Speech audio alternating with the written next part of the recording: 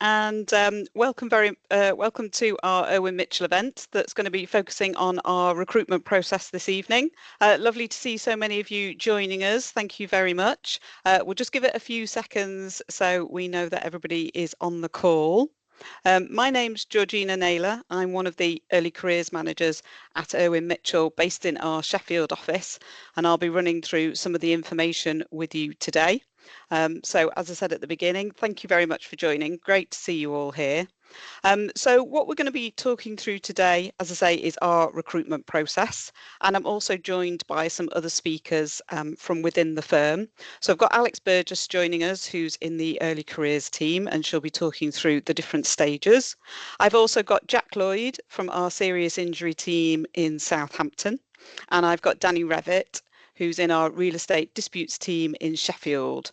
And both of them are assessors that we use in our assessment centre process and also in our Insight Day process, and also trainee supervisors. So we'll be getting their hints and tips and advice on the recruitment process as well.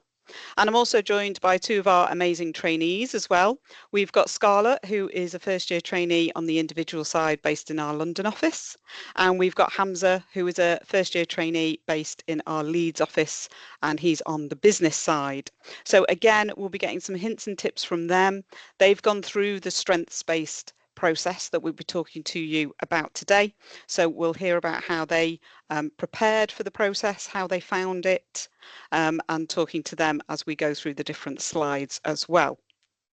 So I guess the first thing to come on to is just a little bit more information about the firm. So if we could just move on to the next slide. Thanks, Liv.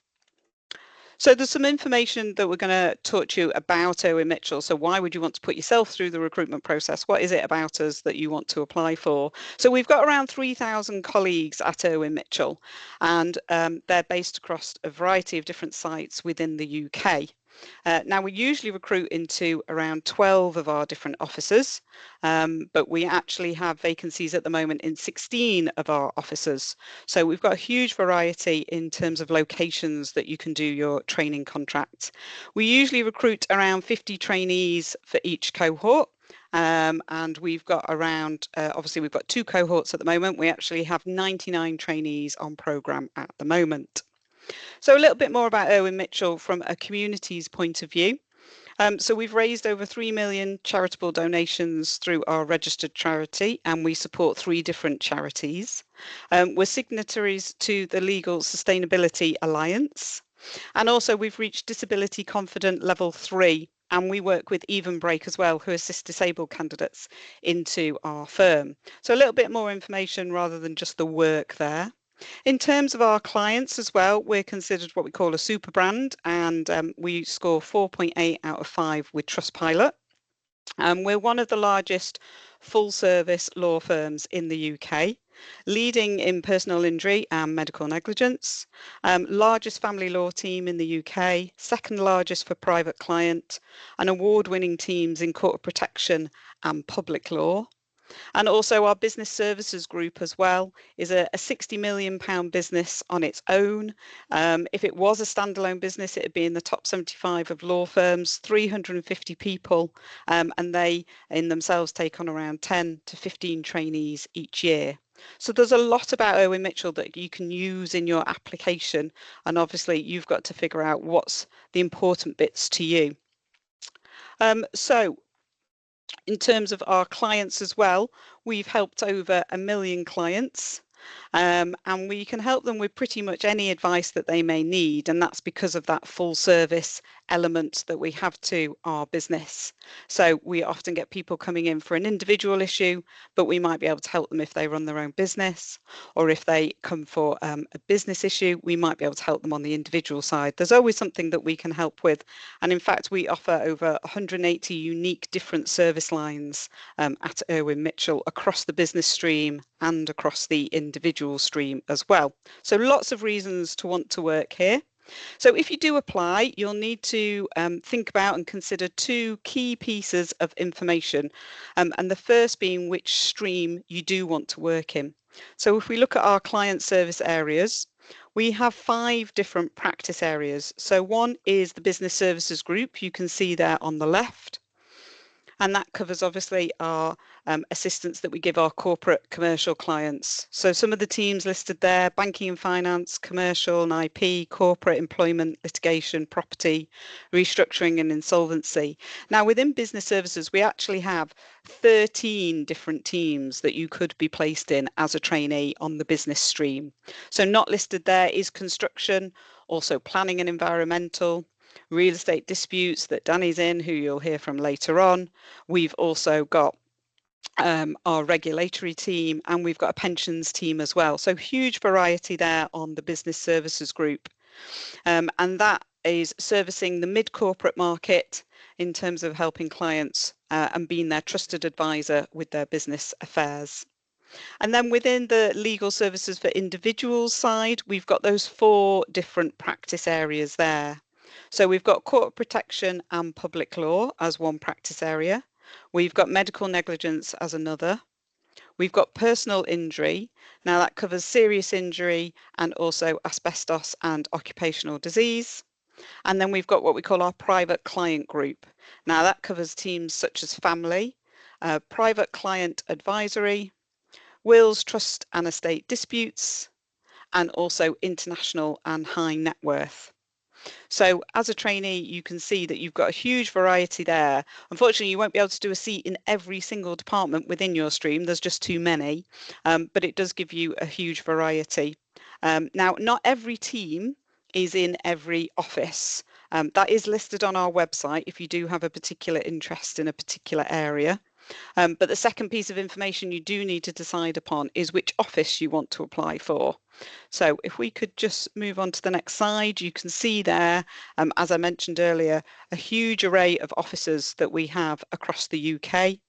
And we traditionally recruit into 12, but you'll see there's listed there Brighton, there's also Cardiff, Liverpool, and Nottingham are some of our newer offices that will be looking for trainees in this coming recruitment round. So if we could just move on to the next slide in terms of what opportunities are available at Irwin Mitchell. So in terms of what you can apply for at Irwin Mitchell, we just have the training contract route. We used to have a vacation scheme, but we don't have that anymore. We didn't do it last year and we're not going to be doing it again this year. So you just apply for a training contract. There's a couple of reasons why we've removed the vacation scheme. We found that more and more students were finding it difficult to get that whole week either away from study or away from work to spend in our business. And also we found that a lot more people were just applying for the training contract only route. So it was hard to assess a small group of people on our back scheme against the majority of people on the training contract route.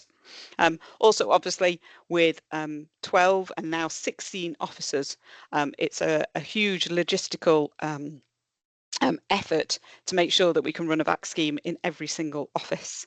And therefore, we've moved to more of an insight day, which is part of our recruitment process, which we'll come on to in a moment. But yeah, did want to clarify that when you look on the website, you'll just see training contract only, and there's a good reason for that at Irwin Mitchell. So we're not offering a vacation scheme this year, as I say, just the training contract route. So we're going to talk now a little bit more in detail about that recruitment process and the different stages we have. So I will pass over to Alex from the Early Careers team, who will talk you through that. Thanks, George. Hi, everyone. I'll start with, like George said, a quick overview of the timings for each stage of our assessment process. So first, you'll complete a short registration form. We recommend that you submit this sooner rather than later, as applications for some officers might close earlier than the 1st of December, depending on the number of applications we receive. But that initial form, it's pretty simple. There's no long essay style questions or anything like that. We're just gathering some simple details from you. So once you've registered, you'll be sent the online assessment, which does include video interview questions as well. This is the first stage of our process. It will be sent to you straight away. So as soon as you submit that registration form, you'll have 1 week to complete it. So please only submit your registration if you know you'll be able to fully complete the assessment within that time frame. We do watch every single video interview. So last year that was over 1,000. So please do be patient with us to hear the outcome of that online assessment.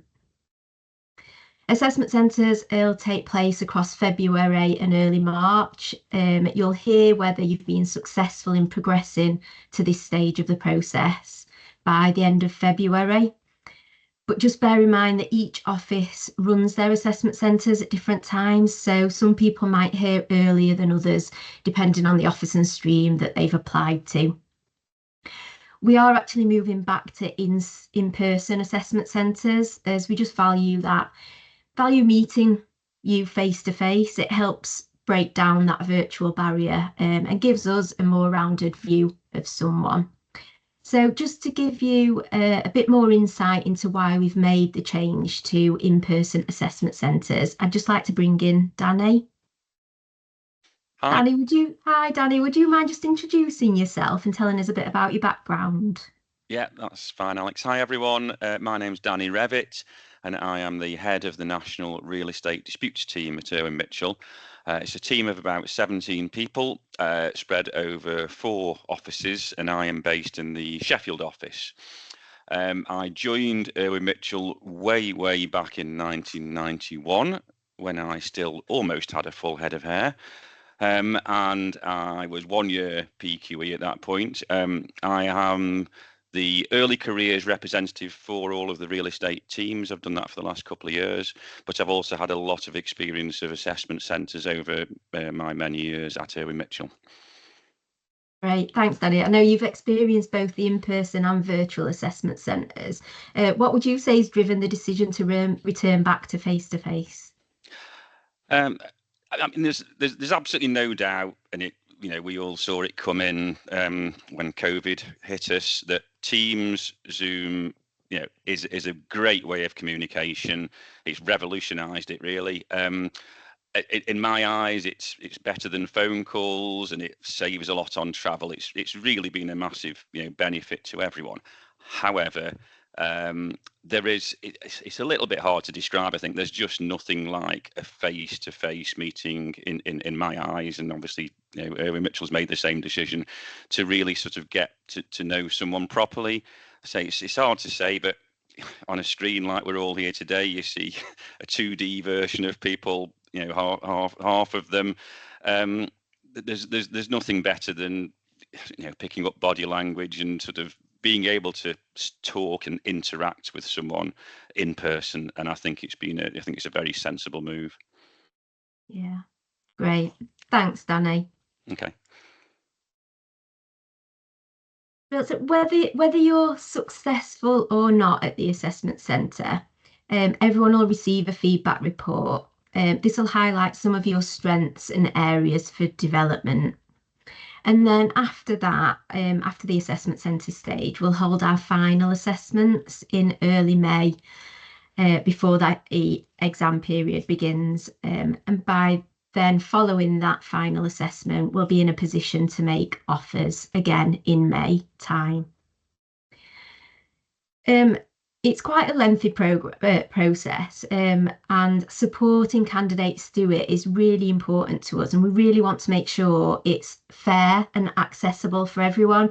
So if you do need any reasonable adjustments at any stage of our recruitment process, please let us know. We'll really work with you to understand the adjustments that you need and make sure you are supported through that process.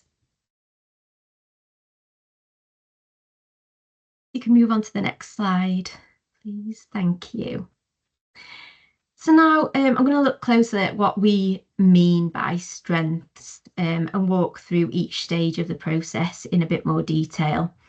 So a strength is something that you do regularly, you do well, and something that energizes you when you do it.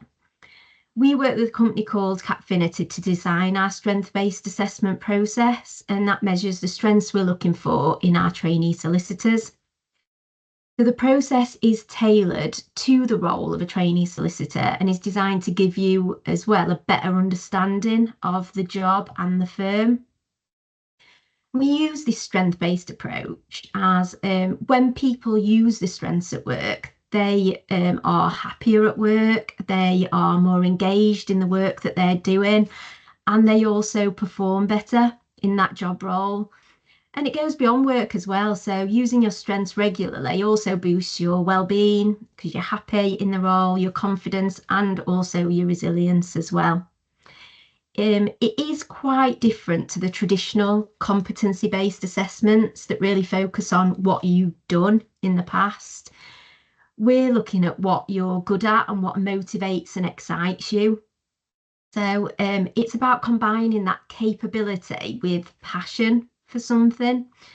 It's about finding out what you love to do and what you do well, because that's when people really thrive. So what we're aiming for as part of our strength-based recruitment is really matching the right people to the job role, finding people who will enjoy the work, perform well in it, and are passionate about growing with us.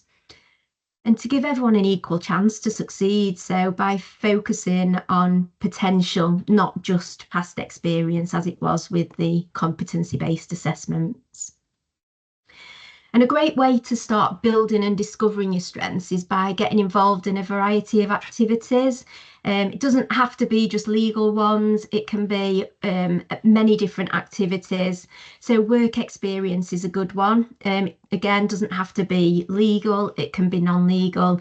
It can give you a real insight into how a workplace operates. You pick up transferable skills. You start to figure out what kind of work you actually enjoy. There's also volunteering and extracurricular activities as well, maybe in sports, music. And this is a brilliant way to work with different variety of people, developing your communication skills, your teamwork skills, as well as things like strategic thinking as well, attention to detail, all things that are really valuable in the job role. Helping others is another way, whether that's formally or informally. It builds that emotional intelligence and those interpersonal skills, demonstrates that reliability and that sense of responsibility as well, which is similar to taking on leadership roles as well, whether that's, I don't know, at university or a project. Those leadership skills and leadership roles give you that experience in decision making and motivating others and staying organised. So there are a few things to start thinking about and in terms of building and discovering those strengths. But we also ask about your motivations and why you actually want to become a solicitor and why specifically Irwin Mitchell is a firm that appeals to you. So really do your research, attend events, listen to podcasts, keep up with the legal news in general, to find out more about the legal profession. And again, getting involved in different activities can help you explore that as well, to really explore whether law is definitely right for you. So activities that enable you to see and experience legal practices in action are really beneficial. They can give you that real sense of what solicitors do and how they support their clients. And again, volunteering, but at places with a legal slant, so maybe citizens' advice, where you'll get that hands-on experience of helping people with real issues. That's a great way to see if you actually enjoy the problem-solving side and the parts of being a solicitor, that client-facing side of the law as well. So to bring this to life a little bit, I'm going to ask Jack and Danny to give some practical tips on this. So firstly, Jack, could you just introduce yourself? Yeah, sure. Hi, everyone. I'm Jack Lloyd. I'm an associate in the serious injury team in the Southampton office. I joined the firm as a paralegal, before then training and qualifying, and I've been at the firm about 10 years. Thanks, Jack. What do you think students can do to build their knowledge and skills before applying? For me, I think one of the big things is this kind of mercurial phrase that's commercial awareness. And I know probably all of you on the call will have heard people talk about commercial awareness, and nobody can ever really tell you what it means. For me, commercial awareness is the one thing that can really stand you apart from other candidates, and I don't think it matters which stream of the business you're applying to, that applies. In my view, commercial awareness means understanding that a law firm is a business and that it operates within a wider marketplace of other law firms and other professional services businesses. Once you recognize that, then you can start to build knowledge and skills that are relevant to our business. So how do you do that? In my view, there are three things that are the most important. Firstly, you need to understand the market that we're in, as I've said, subscribe to legal news sites or even legal podcasts, things like that. Find lawyers on LinkedIn. There are lots of lawyers on LinkedIn. Find them, have a look at what they're up to, what they're posting about. Just get a feel for what the current issues are that are affecting the market and affecting the situations that our clients find themselves in. Secondly, I would say really dig into the firm's website, learn about who we are, what we do, and why we do it.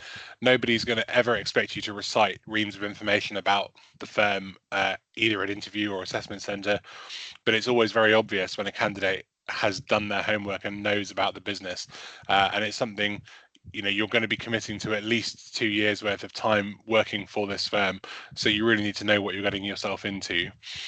And the last thing I'd recommend, which is perhaps a slightly more unusual one, I'd recommend doing a personality test online. There are loads of different ones out there, but the reason I say that is because if you can start to think about what you're good at and what you're perhaps not so good at, you're already getting a head start on these sort of strength-based things.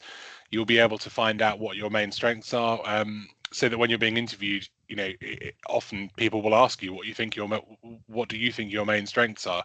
If you've done a test and you can start thinking about what those strengths are, you'll already have a good starting answer to that question.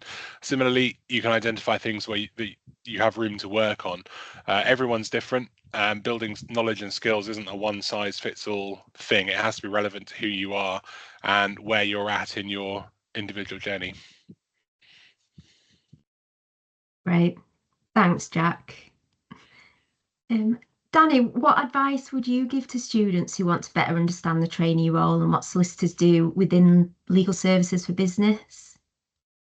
I think many similarities to what Jack said. In the business side as well, it's all about amass that knowledge. There's so many outlets now to amass knowledge. So one thing particularly from a trainee angle, there's something called Little Law, which is a newsletter which is written by an ex-lawyer and deals with what different legal terms and tasks mean. I've just had a look at the latest version, and it's covering recent judgment that's affecting everyone in the legal world. Really easily written, easy to understand. So think about that. Look at the news articles. Look up different firms. Look up their websites. Follow them on social media. Particularly, and then sorry for Irwin Mitchell, what we do, what the various people at Irwin Mitchell do, and the various teams and so on. Look on our website. Obviously, always a good start. But then, Jack mentioned it too. LinkedIn. As you'll know, Alex and George, I'm a big fan of LinkedIn. Don't necessarily take it as seriously as some people, but everyone, there's so much information about what people do on LinkedIn. Talking about cases, sharing articles, talking about events they go to, what they get up to day to day, and you can really get to learn what life is like. As a solicitor. Trainees are very active now. I've just seen a connection request come through before I started speaking, so well done to that person on the front foot. And it's a great way to learn what life's like as a lawyer. So I would highly recommend that.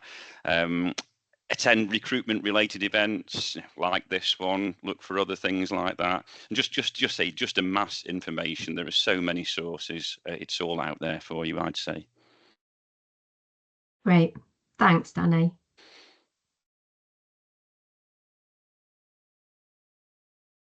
Okay.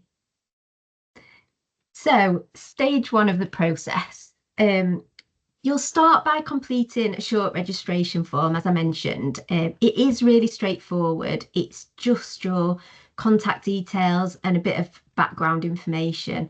You're not assessed on anything that you put in the form. It's purely so we can stay in touch with you and for reporting purposes.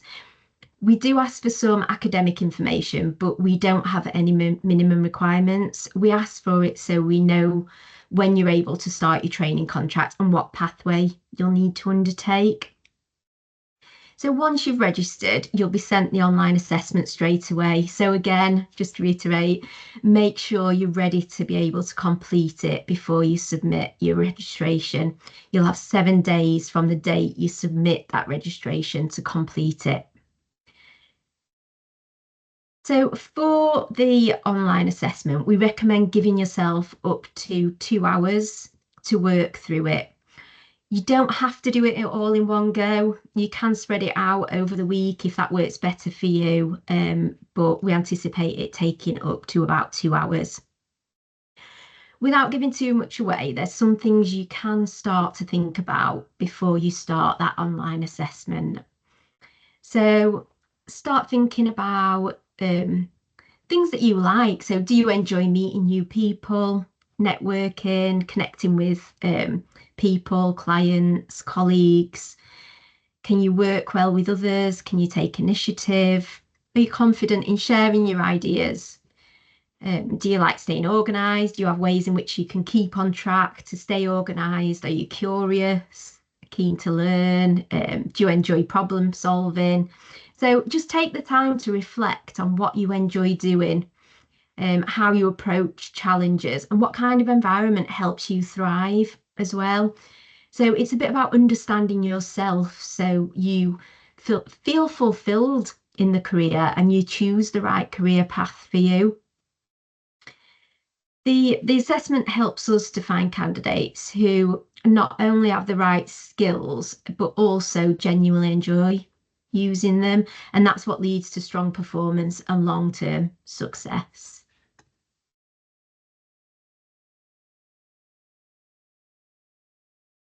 So the online assessment will look similar to the image that you can see there on the slide. The assessment starts with some introductions, some instructions and setup tips, and then you'll see a number of tiles. And each one of those tiles represents a different scenario you might come across as a trainee solicitor at Irwin Mitchell. In the top right corner, you'll see how many questions there are within that section. There's also a tutorial to help you get familiar with the format and also a progress bar so you can keep track of how far through the assessment you are, so you can plan in some breaks if needed.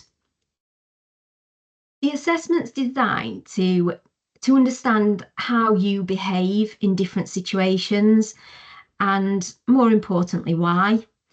You might be asked to rank responses from one you'd be most likely to take to least likely to take. You might need to use a scale to show how closely a statement matches your views or your actions. And you'll also be asked to share your workplace preferences as well and what motivates you to grow and succeed. So in terms of preparation for the online assessment, the best advice I can give you is don't overthink it. You don't need to revise, you don't need to rehearse anything. Instead, just take time to reflect on your past experiences and be honest about what you genuinely enjoy doing. We want to get to know the real you, so don't try and guess what we're looking for or try to give answers you think we want to hear, because that can actually work against you. We want to hear about you and hear the authentic you as well. So just respond in a way that feels natural. Like I said, we're looking for your authentic strengths, and being honest will help you figure out whether a training contract at Irwin Mitchell is the right fit for you as well. So before you start, think about maybe what would your friends or family say you're known for? What do you truly enjoy doing? When do you feel at your best? What achievements are you proud of? What kinds of activities don't you enjoy and why? What activities do you enjoy? Ultimately, it's all about helping you figure out whether this is the right career path for you and helping us to get to know the real you. So don't worry, as I said, about rehearsing anything or trying to give a perfect answer to anything. There's no such thing as perfect, you know. We just want you to be honest and want to hear about you. In addition to that part of the assessment, you'll also complete 2 other types of assessments. So a critical thinking assessment, which looks at how you approach problem solving and decision making. And there's also a verbal reasoning element to the assessment, which tests your ability to understand and interpret written information. But if you want to get a bit more of an insight and maybe feel a bit more confident going into that assessment, Capfinity have a preparation hub, which is full of guidance, technical support as well, to help you get comfortable with the format of the assessment and to practice the assessments and questions as well. Once you've completed everything, so you've submitted that online assessment, you'll receive a feedback report. That'll highlight your strengths and offer tips for development. Everyone gets that feedback report, so it's not an indication of the outcome and whether you'll progress. You will get a separate communication about that. So now I'm just going to hand over to one of our trainees who's actually completed the online assessment, Scarlett. So Scarlett, would you mind just introducing yourself? Hi everyone, yeah, my name's Scarlett. I'm a first year trainee solicitor on the apprenticeship route in London for the legal services for individuals. My first seat's in medical negligence. I'm about a month in. So I actually did the online assessment 3 separate times over 3 years that I applied, and I actually really enjoyed it. I really liked the different types of tasks that was set. I didn't think it was anything that was particularly something that you could revise for or anything like that, but I thought that the tasks were quite reflective of the tasks that I kind of find myself in now at the moment, with a lot of attention to detail and things like that. And when I was going through the self-ranking about what applies to me and how I think my strengths are and how I think I work, it was actually quite insightful, and I found the feedback report quite useful. So it's definitely something to take on board for sure. Great, thanks Scarlett.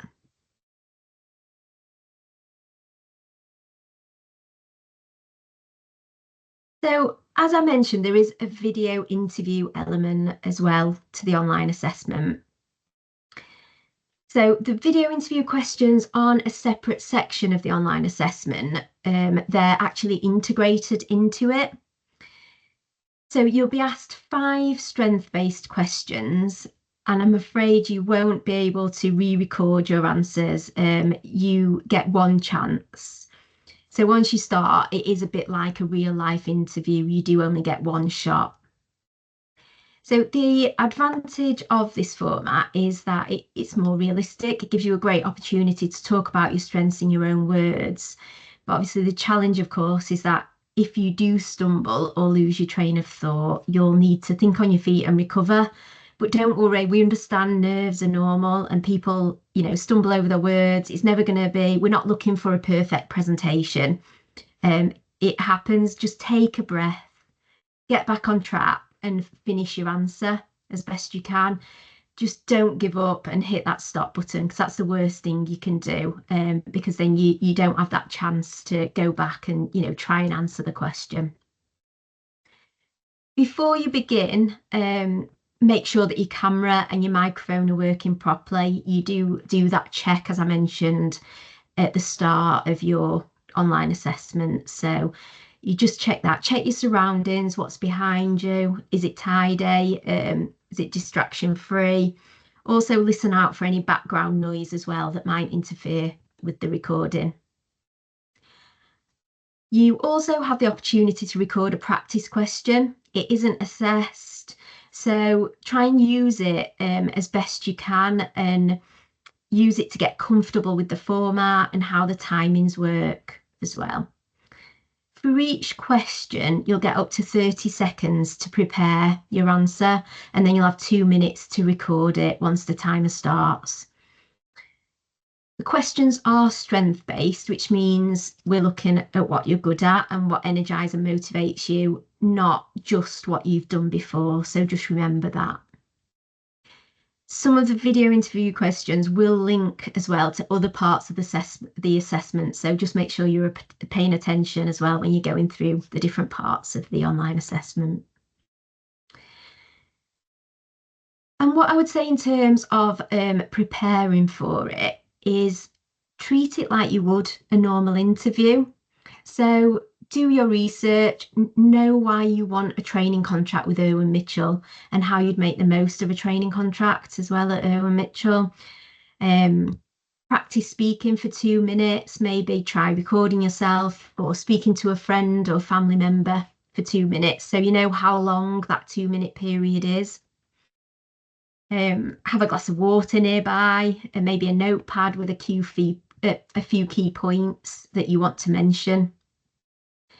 And one thing a lot of people fall down on with the video interview questions is they try to make prepared answers fit the question, which means they don't actually end up answering the question they've been asked or don't answer all parts of it. So just make sure you understand the question and make sure that you're answering it fully. Look at the camera, don't look at a screen. That just helps you to come across as more engaging. And really let your personality shine. We want to, I think I've mentioned this a few times, but we really want to get to know the real, authentic you. So let your personality come through. Like I said before, we don't want just a presentation. We want to hear from you and hear your personality.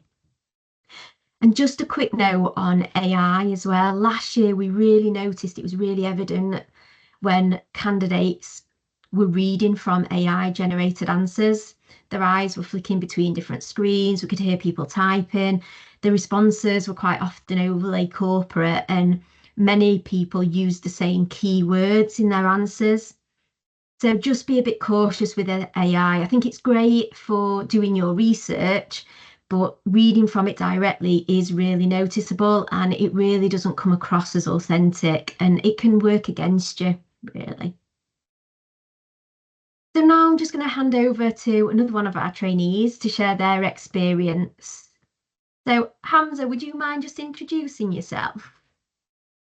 Yeah, of course. So, hi everyone, I'm Hamza. I am a first year trainee currently based in the commercial dispute resolution team, primarily in Leeds and occasionally in Manchester as well, because we do have quite a lot of collaboration between offices. In terms of the video interview, I would like to repeat the point about trying to get your own personality across and not trying to over prepare, but also I think it is really important to familiarize yourself with the process. So that can just be taking out some time a couple of days before you sit the video interview to practice some key questions like why Irwin Mitchell or why law in a time pressured environment. So that way, when it comes to actually sitting the assessment, you're not overly panicked, or you're not overly worried when you see the clock ticking down in the corner, and it just allows you to express your answers a lot more clearly. And I would also recommend having a sort of technique you use to answer all questions. So commonly that's the STAR method, because that allows you to link the start of your answer back to the end of your answer. So it allows things to flow pretty nicely. That's great. Thanks, Hamza.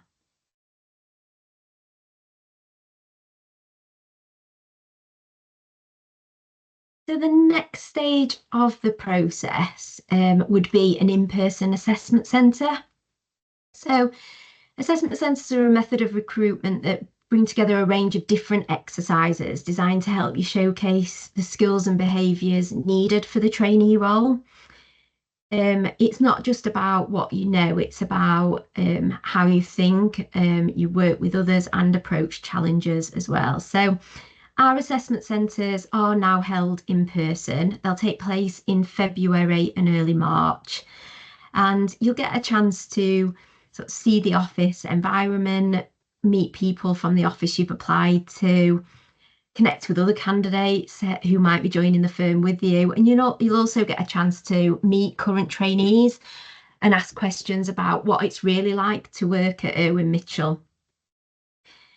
So when you go into an assessment centre, the assessors won't see your scores from the early stages of the process.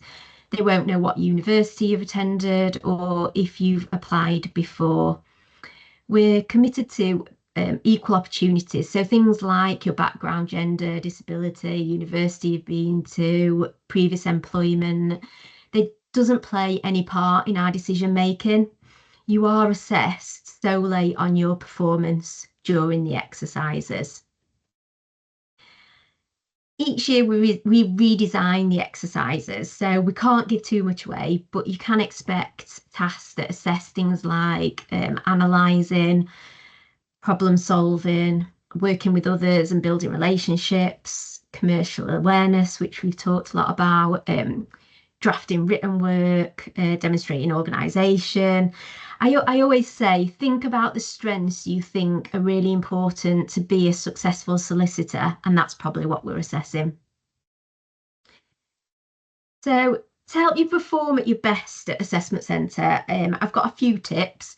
So first one is to listen really carefully to the instructions that you're given, and listen to others as well and other people's ideas. Make sure you contribute your own ideas as well with that. Read everything thoroughly. When you are coming up with responses, think about your audience and check any work that you're submitting as well. That attention to detail element is really important. In your interview, be ready to talk about your motivations, really talk about your strengths, highlight those strengths and how you'd approach different scenarios. Plan your time, don't rush, but don't run out of time either. So really think about the task in hand and really think at the beginning, plan it out so you do actually complete a task. And for all exercises, I would recommend doing that in-depth research on Irwin Mitchell and reading up on the legal sector more broadly as well. So everyone who attends an assessment centre will be informed of the outcome of it, and they'll receive a feedback report as well. So we will be in touch to communicate that outcome. So I've talked a bit about the structure of the assessment centre, but to give you a bit of a clearer picture of what it's like from an assessor's side, I'll bring Danny in again, and I'll hand over to Danny to talk a little bit about when you're assessing interviews, what really stands out to you. Thanks, Alex.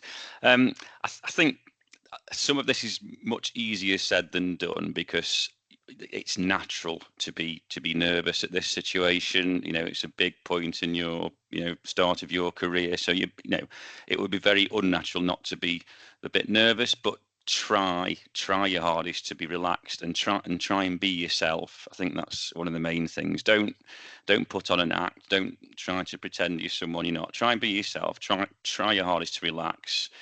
Confidence helps, but don't sort of say put on an act and be overconfident. Try and smile. There's nothing better than a smile. That helps you relax. Try not to sort of go in with scripted answers in your back of your mind. Try to say give natural answers to anything that you're asked. I think the timing, Alex, that you mentioned is important. I've seen it before where you've told a candidate there's about 5 or 10 minutes to answer each question, however it's set out, and someone finishes after 1 minute, and you think, right, where are we going to go from here? So try and fill the time, but don't overfill the time, and show a knowledge of the firm, show a knowledge of the trainee role. Of course, you're there to ask questions as well during the day, but do your research, do your reading up, be up to date with current affairs in the legal world. We've talked about that already in terms of preparation, how to decide if this is for you. So keep know the current main legal issues, and then just sort of expanding it during the day. We've mentioned about there'll be times when you talk to the Owen Mitchell trainees and so on. Again, try and show some confidence, be natural, show a keen interest, ask good questions, and don't worry in that more informal scenario of just if the conversation drifts away from Owen Mitchell, from the law, or from life as a trainee, and you're just talking like you're talking with friends. That's how we can, that's the whole idea of this face-to-face. We're trying to see the real person. We're trying to, assess the body language and so on. So if you can act like you're talking to a friend, even better. So I hope that helps, Alex. Great, thanks, Danny. Yeah. So last year we had a discussion exercise that was about the use of artificial intelligence in recruitment at Owen Mitchell. The firm wanted to explore the opportunities and risks of using AI in this space.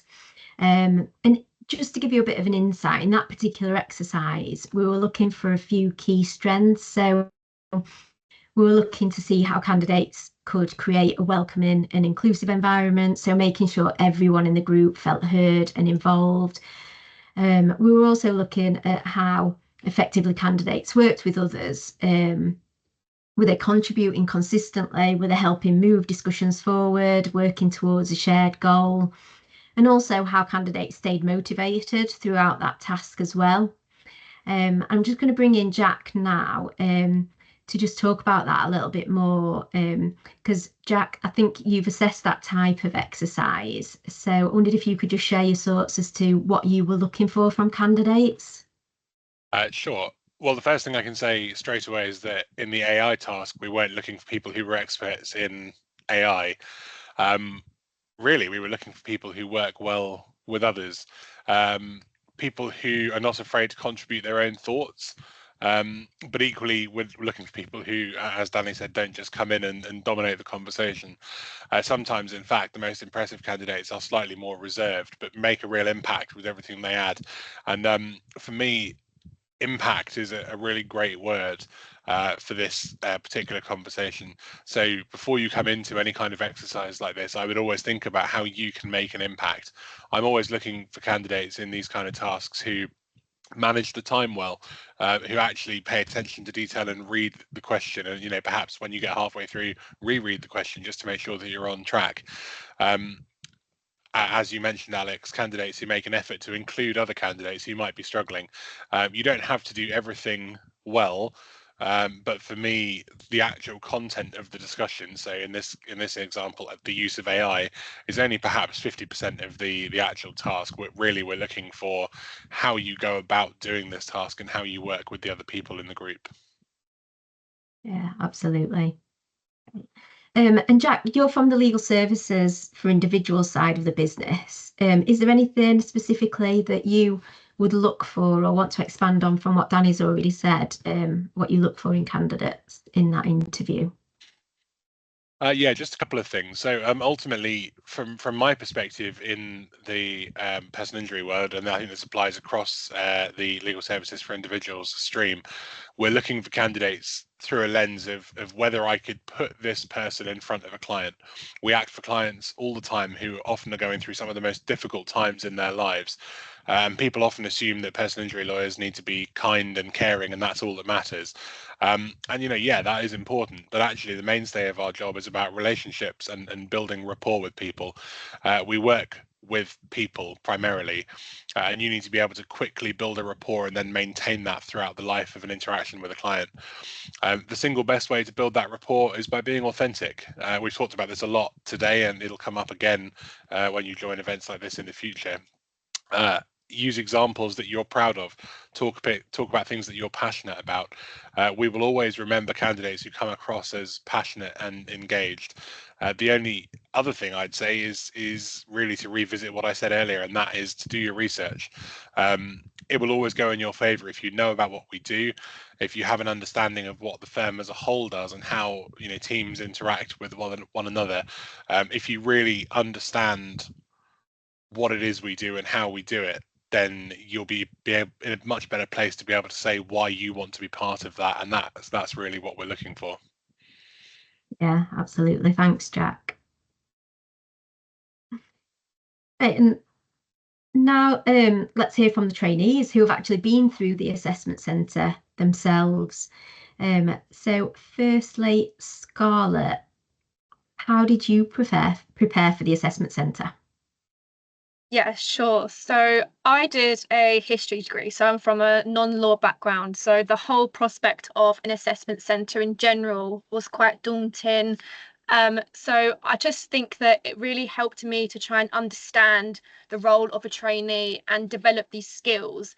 So it's things like speaking to careers advisors at uni, attending different sessions like this. I wanted to think more curiously about how the law influenced my everyday activities when I was at university and just things that I hadn't noticed doing. So I really made an effort to think about how the law incorporated itself into things like my job at the local pub or different things like that. So I decided to try and work on how I understood the law just in my day-to-day life.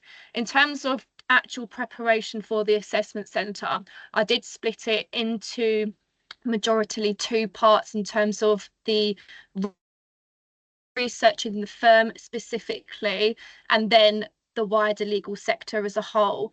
When researching Irwin Mitchell, I did start at the website, the early careers page as a starting point to get more of an idea into practice areas, cultures, values, training style, etc.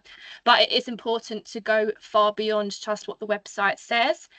I really zoned into what practice areas I was interested in, for example, medical negligence for me. And I really read around the practice area to try and get more of insight into key cases and key clients. There's a lot of case studies available that Irwin Mitchell promote. I also listened to a lot of Irwin Mitchell podcasts, reviewed social media to get an insight into the firm and the business strategy, because ultimately Irwin Mitchell is a business and the strategy for commercial in that sense is also super important to understand. I then would obviously use this research, practice interview questions, different things like that. In terms of researching the legal sector, I'd look at how things, patterns, themes, things that we talk about day to day, cost of living, different things like this, how they impact the general legal field, then I'd always hone in and back to thinking about how we can apply this to Irwin Mitchell and their clients and their colleagues and just the community in general. So just having that kind of broad approach and then honing in back to Irwin Mitchell, I think is really important. And that really helped me in trying to understand the firm and the broader legal space. That's great. Thanks, Scarlett. Some great tips there. And Hamza, how did you find the assessment centre experience? Is there anything you wish you'd have done differently, or have you got any other hints and tips on how you prepared? Yeah, in terms of my assessment centre experience, it was a bit different to what candidates will have in the future because it was virtual, but I did find that it was in line with what I expected. In terms of the preparation, I actually spent most of my time looking at the commercial awareness side of things, specifically because I am based on the legal services for business stream now. And my approach to that was a little different. So I actually only picked out 3 key topics of interest in relation to what was going on at the time. So, for example, one of those was the 2024 general election that was just about to happen. And I looked at things like the employment rights manifestos of the 2 main parties, and I considered the impact that would have on Irwin Mitchell and also the types of clients that our employment team deals with. And it was just getting into that sort of commercial mind frame that really put me into a good place when it came to the assessment centre interview and then the actual final interview as well. In terms of what I wish I would have done differently, obviously it's a bit difficult to say now because I passed the process, but I think it was the opportunity you get at the end of the group task and also the interview as well to ask questions to the people that are assessing you. I think that's actually a really good and underutilized way to get to know a little bit more about the firm. So maybe a day or so before the actual interview, if you can spend 10 or 15 minutes just thinking what sort of questions you'd like to ask to the people that are actually assessing you, I think that could go a long way as well to help you stand out. Great. Well, great tips there. Thanks, Hamza. And I think everyone mentioned there, I think the key is, you can do all that research and you can have that awareness of the legal market, but it's around how you can apply that as well, which is really important. Okay, so you'll be glad to know this is the final stage of the process. So this stage is a chance for you to get to know your specific office a little bit better. It is in person, it's for 1 day, and you'll learn more about the seats available in the office that you've applied to. You'll hear a bit more about the social side of things, what it's like to be part of that office or part of the different teams, being a trainee in that office.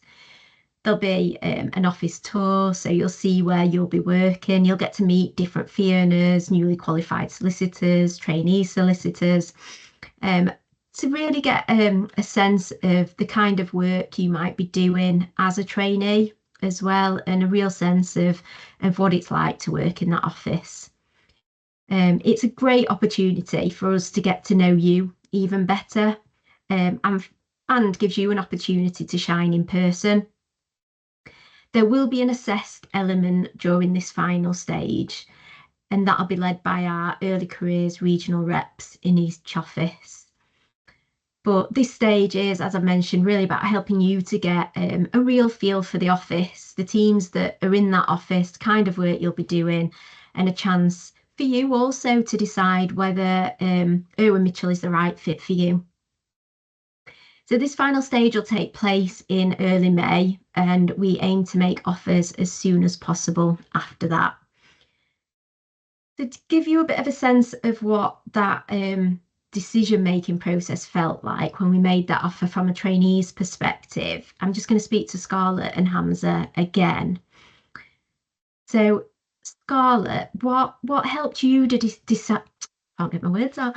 What helped you to decide to accept your offer of a training contract with Irwin Mitchell?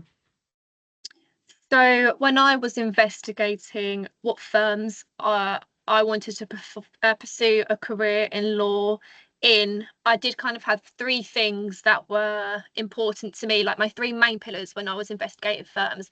So for me, it's the nature of the work, it's the nature of the training contract, and most importantly, it's the culture. And I think that Irwin Mitchell just connected to me on a much deeper level than any of the other firms I was looking at. So it was a no-brainer of me to accept it on that front. In terms of nature of the work, Irwin Mitchell stood out to me because of how prestigious it is in the personal services space, and the caliber of work is top tier. I didn't really feel connected to commercial law in the same way as personal services in terms of interest, but I did like the nature of kind of the idea of a commercial city firm. And I think Irwin Mitchell was the perfect mix of this, where the business and individual sectors are equally footed and they put emphasis on both. So it was a really nice balance. And the work that they do really makes a difference, which I felt quite passionate about. In terms of the nature of the training contract itself, I really liked the idea of the apprentice style contract, where you can apply the theoretical knowledge of the SQE, which I'm doing part-time, as well as my training contract, and then applying it to the practical life at Irwin Mitchell. I can already feel the benefits of learning this simultaneously. For example, this week learning about disputes and pre-action claims. I'm doing that in medical negligence on a daily basis. So I think that they're both complementing each other really well. And I did think that that would be the case before, and I was absolutely right. And then I think most significant of all, which does make Mitchell stand out and makes me grateful for receiving an offer from them, is the culture. It's really unique and it is supportive and encouraging. And even though I've only been here for 1 month, I think that there's been a really positive effort from early careers, from supervisors, from junior staff to make you feel really welcome and encouraged to kind of thrive even on a day-to-day basis. There seems like the Irwin Mitchell really do invest and do want to see you thrive in your legal career, and the culture, what it says on the website, it goes beyond just words. You can really feel the sincerity even from being here for such a short time. Great, thanks, Scarlett. And Hamza, you didn't do the placement, but did you still feel comfortable making the decision to accept the training contract offer from Irwin Mitchell? Yeah, I felt more than comfortable, obviously, accepting that offer when it came through. In terms of the reasons for that, there are quite a few that are similar to what Scarlett has mentioned. Obviously, for me, culture was super important because I come from a historically underrepresented background in the legal industry. But with Irwin Mitchell, with things like I Am Respect and the different network groups that the firm has, I felt comfortable enough to know that my religious and my personal views would be respected and I would be able to be myself, which within the first 6 to 8 weeks, I can tell you that has entirely been the case as well. But another personal thing that really stuck with me is that when I was actually applying back in October of 2023 now, I reached out to a NQ solicitor in the commercial team in Leeds, and rather than ignoring my message on LinkedIn, he actually responded actively, and we sort of met up, and he was essentially my mentor for that entire academic year. And it's just that sort of principle of someone engaging with me and helping me, even though I had no idea who they were before I actually reached out. That resonated with me a lot, and from then on, really, I knew that IM was going to be the right firm for me if I was lucky enough to get that contract. Fantastic, thanks, Hamza. Great, and I'll hand over now back to George for the next slide to talk about how to apply. Thanks, Alex. Huge amount of information there. I've been trying to answer as many queries as I can in the chat as well. So I really hope this session has been useful for you all and provided a good insight into our recruitment process. So in terms of the key dates, we are open at the moment. We opened yesterday and we will close on the 1st of December 2025. We are running some more virtual events and we're at quite a few face-to-face events over the next few months as well. I know I'm in Manchester on Thursday, the University of East Anglia next week, and the following week I'm in Cardiff, and I know Alex is out and about as well, and other people in our team. So do have a look on our website to see where we're going to be in person. In terms of additional virtual events, we've got another one next Tuesday which talks about our clients. We've got one that talks about specifically our business services stream, and one that talks about our careers outside of the capital. So we do get the majority of our applications for London, but we do have 15 other offices that aren't London. So if London is not your thing, then we probably have got you covered somewhere in the UK. So in terms of registering, do make sure you register your initial details by the 1st of December, and then you'll be sent that email. And then you've still got a week to complete the online assessment from the 1st of December if you do leave it to the very last minute to register your details. And make sure, obviously, that when you do register, you're ready to answer that online questionnaire within the 7 days. We have mentioned that we may close some of the deadlines early, and that probably will be in the offices where we generally are always oversubscribed. So probably London, possibly Manchester, not really in the smaller offices. We don't know exactly if we will close early or when, but we will make that known to people. So sorry, we can't give exact numbers on that at the moment.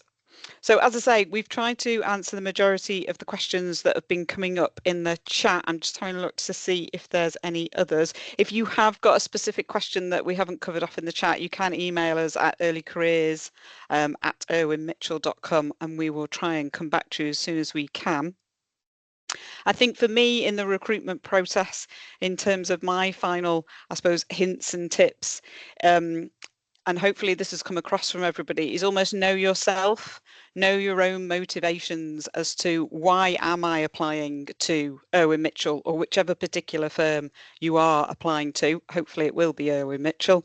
And can you convey that motivation and those reasons in a clear and concise way? If you were telling your grandma or a friend who doesn't do law, could you tell them why you're going to apply in a clear way? And then you've sort of nailed it, and you've got your motivations, you've got your why there, which is really important when you're doing those assessments and those interviews and trying to impress, obviously, those assessors. So we will finish there in terms of the presentation. We've still got some time left to go through some more questions. So I'm just going to bring up those questions that we had through that have been pre-submitted, and then I might bring in some of our speakers to go through those.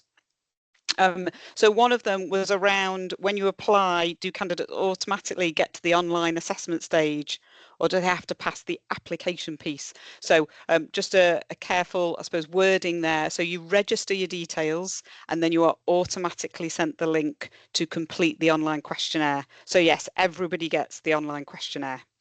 That does come through. So we also had a question about how do you show your expertise or your interest effectively when you're at an interview or an assessment centre process. Especially if you've got, say, one particular area of interest, do you just focus on that, or would you not want to see as though you're pigeonholing yourself too much? So if I could just bring Jack back onto the screen. So Jack, if you had a candidate who, really interested in the medical negligence side, would you want them to express that interest, or how would you want them to, I suppose, answer that question in terms of why have you applied to Irwin Mitchell? Just focus on MedNeg, or would you want them to expand further? So I'm afraid I'm going to give you a bit of a lawyer's answer and say it depends.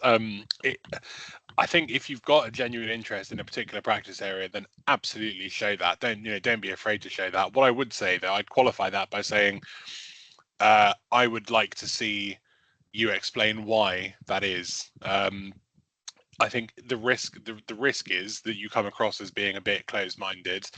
On the other hand of that, if you can say I'm really interested in medical negligence and this is why, and you then explain concisely why that is, but you can then add on to that and say, look, I am still open-minded. Obviously, I want to experience different things because that's what will happen during the training contract.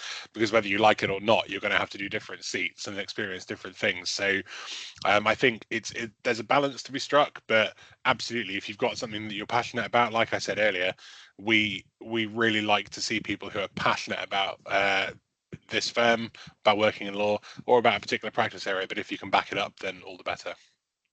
Yeah, great, thank you. And I think, as you say as well, I suppose the challenge we have in early careers is that you may have that absolute interest in medical negligence, but depending on which office you've applied to, it may be that actually within your training contract, for whatever reason, that team is not looking for a trainee while you're a trainee with us, and therefore there is a worry that you'll be extremely disappointed if actually we gave you serious injury, asbestos and occupational disease, and wills, trust and estate disputes, and you can't get that medical negligence seat. So yeah, do, as Jack says, make sure there's a balance in your answers in terms of having a very, very specific interest.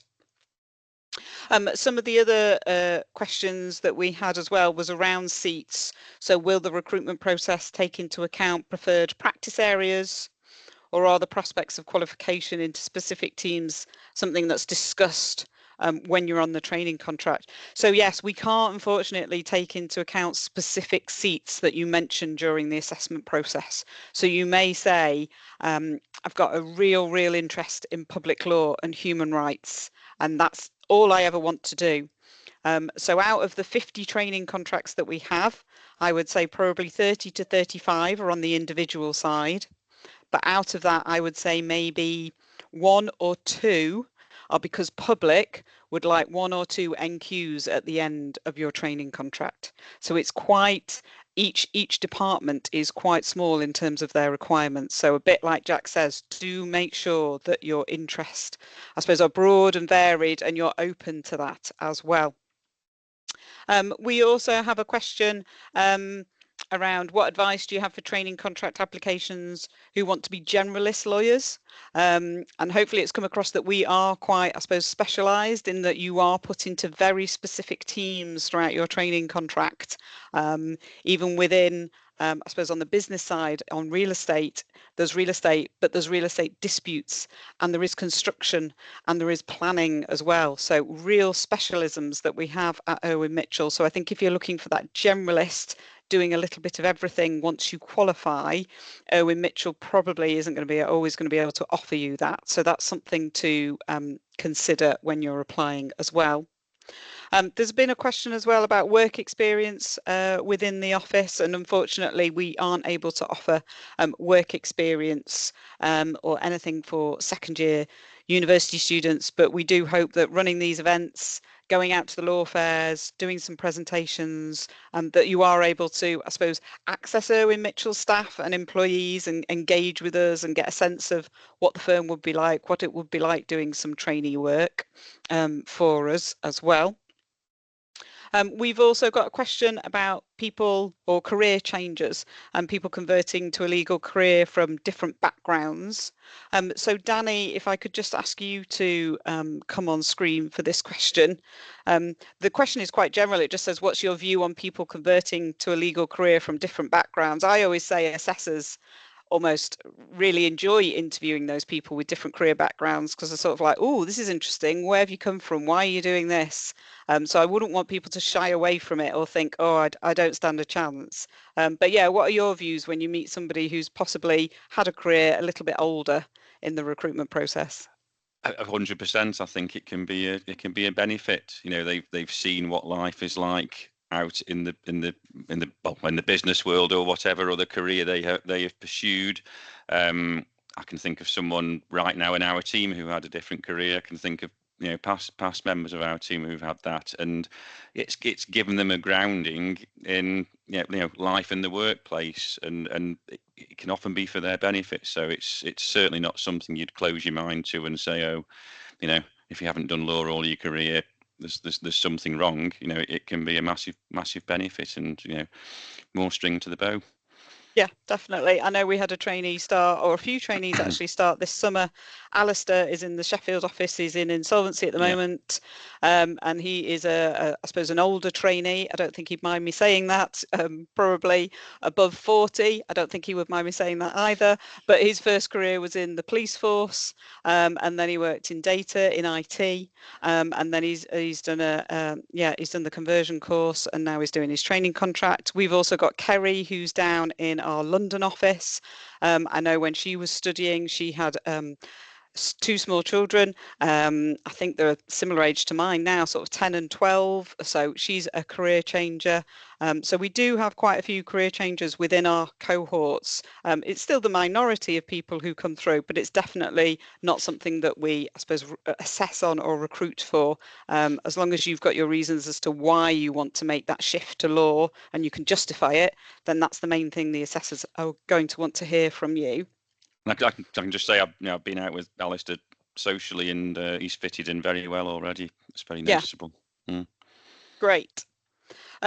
Just while you're on screen, Danny, just keeping you there, just one of the other questions, and we have touched on this a little bit, was what qualities do successful candidates share outside of academics? So we've mentioned we don't look at academics, but I suppose, what other things would that people have done at university that's made you think, oh, that's interesting, or that makes that candidate stand out? I think, just to show that someone's a rounded person. Anything they've been involved in, sport or a club, or run events and so on. We want to see organisational skills. We want to see someone who's certainly on the business side. There's lots of opportunities for networking at the junior end.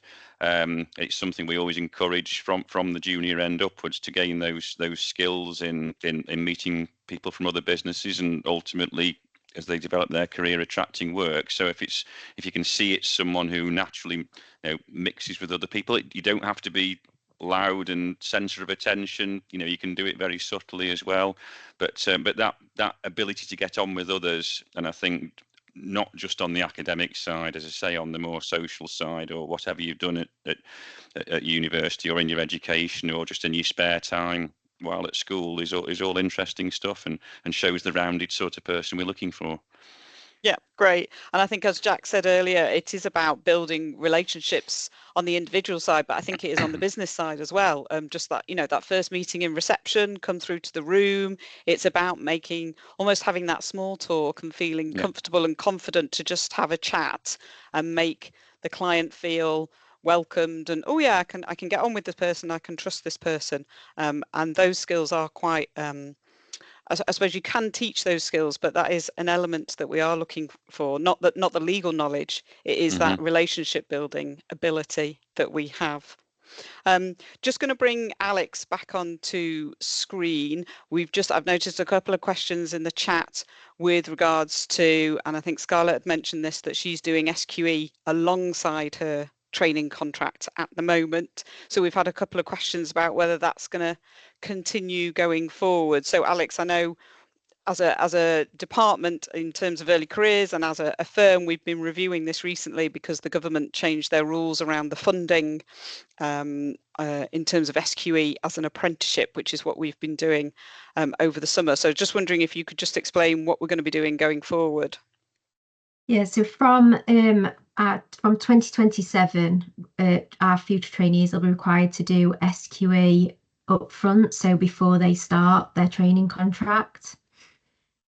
That we still have a few roles for 2026 that we're recruiting for. So if anyone did start in 2026, they'd still do the SQE alongside the training contract. So it's 2027 when we're transitioning to that upfront model. Great, thanks, Alex.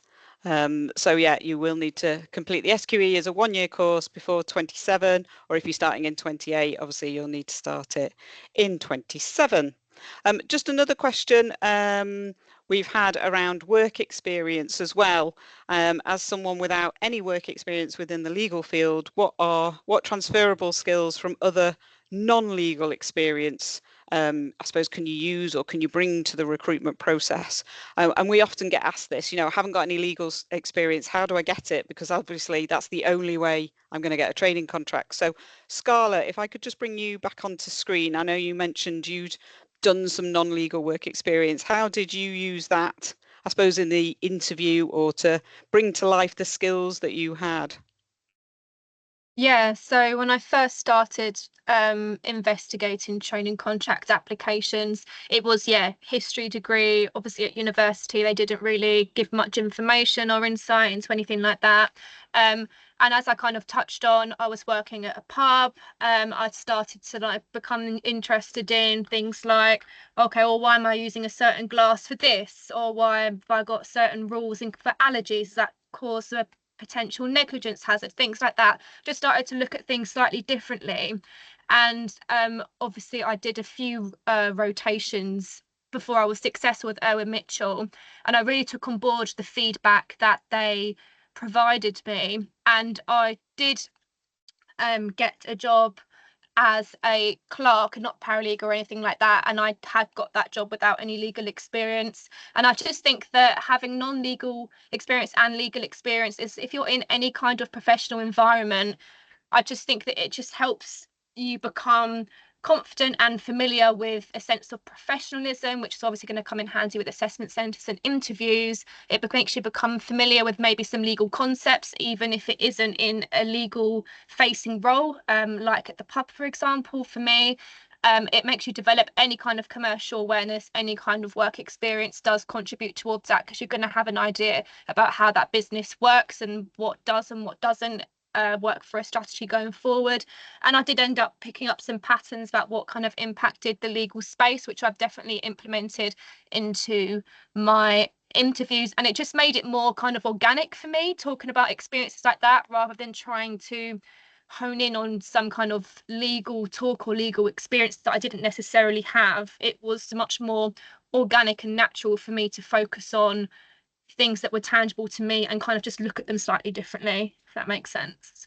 Yeah, brilliant. Thanks, Scarlett. And then Hamza, if I could just bring you on, did you have any non-legal work experience or any kind of experience that you used to bring forward in terms of how you developed your skills? Yeah, so I actually didn't have any legal experience at all when I applied for the training contract at IM. So when I was drawing upon my past experiences in interviews, most of the work I'd done was political. So I'd done general election campaigns, I'd done some video production, and I'd done some work in the local constituency office as well. And in my final interview, I really drew on everything I'd learned. So whether that be how to communicate with different stakeholders or how to produce different forms of content or just work in large teams, which is also the case at a firm like I am. I drew upon everything I'd learned. I think it doesn't necessarily matter if your experiences are legal or non-legal, as long as you can articulate why that's going to help you be a good trainee and eventually a good NQ solicitor. I don't think it's anything to worry about. Yeah, brilliant. That's exactly what we would say. Great answer, Hamza. Thank you. And I didn't ask him to say that answer at all. If we could just bring Alex back on again. I've just spotted a question about the assessment centres. Now they're going to be back in person. They're just asking about when they would hear the outcome of the assessment centre. Now they're going to be location specific, whereas before we used to have a sort of a mix of people on our assessment centres, could be from any location, and we were talking about this the other day, Alex, weren't we? So in terms of when people were here about the outcome of the assessment centre, hopefully we can do that a lot sooner than last year. Yeah, hopefully within a couple of weeks of the assessment centre, we'll be able to communicate the outcome. So as soon as possible, really, as soon as decisions have been made. Yeah, so it's a lot easier, I suppose, doing it face to face because everyone is going to one location. Yeah, and also someone had asked, the assessment centres will be based on a legal services for individuals assessment centre in our Manchester office, and then there will be an assessment centre for legal services for businesses in our Manchester office. So the assessment centres are specific, and you're assessed by people within that stream as well and within the location that you're applying to. So it does give you that ability to be more specific when we are setting up the assessment centres. I don't think there's any other questions that we had that were pre-submitted. Were there any on the chat, Alex, that you wanted to highlight or go through? Otherwise, we'll bring the session to a close.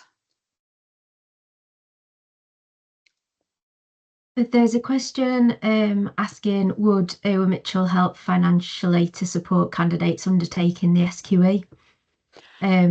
So yeah, Owen Mitchell will sponsor the SQE, so we'll pay for all elements of the SQE. We don't pay fees retrospectively, but yeah, we will support you, and we offer a maintenance grant, which is £1,000 per month of study as well. Brilliant, thanks. And then I've just seen one actually with regards to the video interview, saying if they're unable to find a quiet space, what would be recommended. I think as long as you've got headphones in, we should be able to hear your answers. So if you're in a coffee shop or you're in a shared house or you're at university, just making sure you obviously try and remove yourself away from as much background noise as possible or as background chatter. Then if you put your headphones in, that should be absolutely fine to record your video interviews. We do have a session with All About Law actually next Monday, which is called Bank of Advice. So that's going to be run by myself, a couple of trainees and a couple of our assessors, and we'll be giving advice on the video interview, giving advice on what things you can do to help build your knowledge and develop your skills while at university, and also hearing from our assessors in terms of the things that they like to see at the assessment process. So if you do want some more information, go on the All About Law website and look for Owen Mitchell for next Monday, and you can sign up to that session. But finally, just want to say thank you very much to our speakers who joined us today, to Jack, and Danny, and also to Scarlett and Hamza. And as I say, there are further sessions that we're running. They're on the website that you can sign up to, and also do have a look to see where we are face to face. Hope to speak to you or meet you over the coming weeks, and good luck with all your applications. Thank you very much, everybody.